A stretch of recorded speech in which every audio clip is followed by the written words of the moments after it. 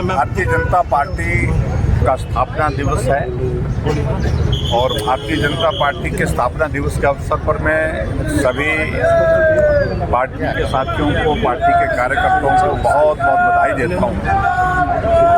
आज हमारे हिमाचल प्रदेश में युवा मोर्चा की ओर से तय किया गया कि स्थापना दिवस के इस अवसर पर हम बाइक रैली निकालेंगे और उसी के संदर्भ में आज मंडी में यहाँ आकर के मुझे भी अवसर प्राप्त हुआ युवा मोर्चा के साथियों के साथ बाइक पर सवार होकर के शहर का चक्कर मारने का।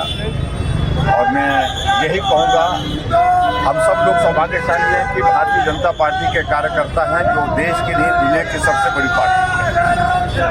और भारतीय जनता पार्टी आज पूरे देश भर में 18 राज्यों में एनडीए के साथियों के साथ सत्ता में है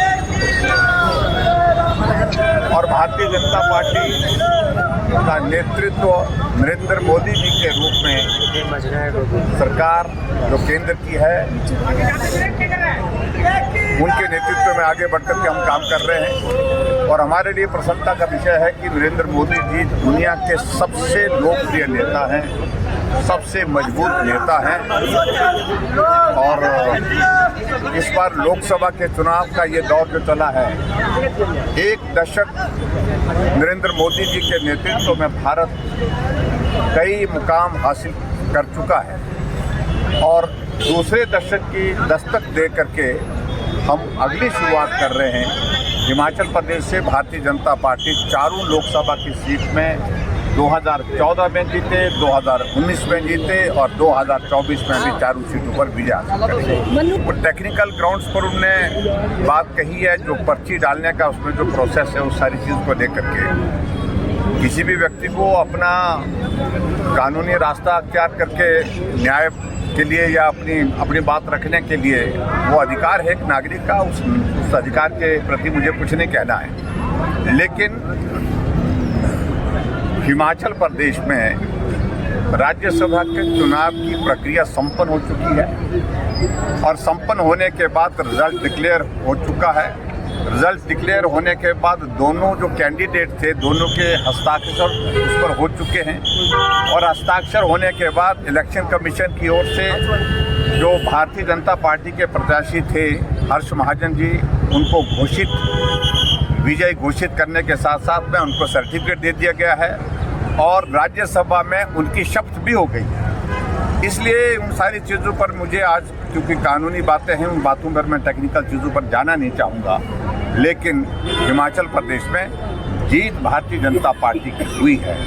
जो कांग्रेस के नेताओं को जो है वो बहुत परेशानी में डाले हुए है, बहुत पीड़ा दिए हुए है और स्वाभाविक रूप से इसलिए वो अपनी हताशा, निराशा को कई तरीकों से निकालने की कोशिश करते हैं। विधायकों जिनके वो जिक्र कर रहे हैं उनकी ओर से लीगल नोटिस जा चुका है, मानहानि का दावा हमने किया है और मुझे लगता है कि मुख्यमंत्री को परहेज करना चाहिए। सबूत हैं तो प्रस्तुत करें और अगर सबूत नहीं है तो एक जिम्मेदार पद पर होने के बाद इस प्रकार से उनको कहना नहीं चाहिए। और वैसे भी पूरे देश में मॉडल कोड ऑफ कंडक्ट लगा है और इस प्रकार से सीधा आरोप व्यक्तिगत रूप से किसी पर लगाना ये उनकी हताशा है, निराशा है।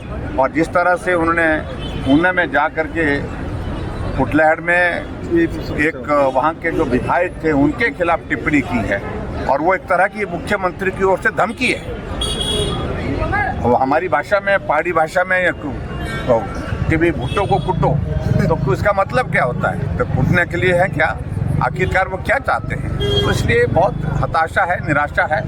ये सरकार जा चुकी है, सिर्फ टेक्निकल ग्राउंड्स पर थोड़ी सी जो चीज़ें हैं जिस पर सत्ता में है। मैं ये कहूँगा, नैतिक अधिकार कांग्रेस पार्टी सत्ता में रहने का खो चुकी है।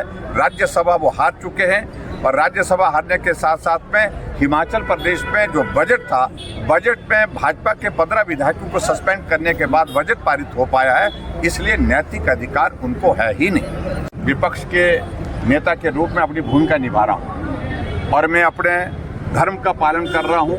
मेरा धर्म है, सरकार का कोई भी काम जनहित में नहीं होगा तो उसके विरोध में हम बोलेंगे। सरकार का काम करने का तरीका ठीक नहीं होगा, लोकतांत्रिक तरीके से नहीं होगा, तो हम उसका विरोध करेंगे।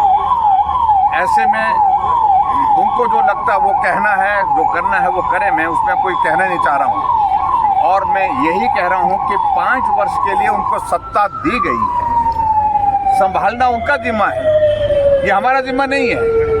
अगर नहीं संभाल सकते हैं तो ऐसी परिस्थिति में मैं यही कहूँगा कि ये अपनी उनकी नालायकी होगी, उनकी कमजोरी होगी, उनकी कमी होगी।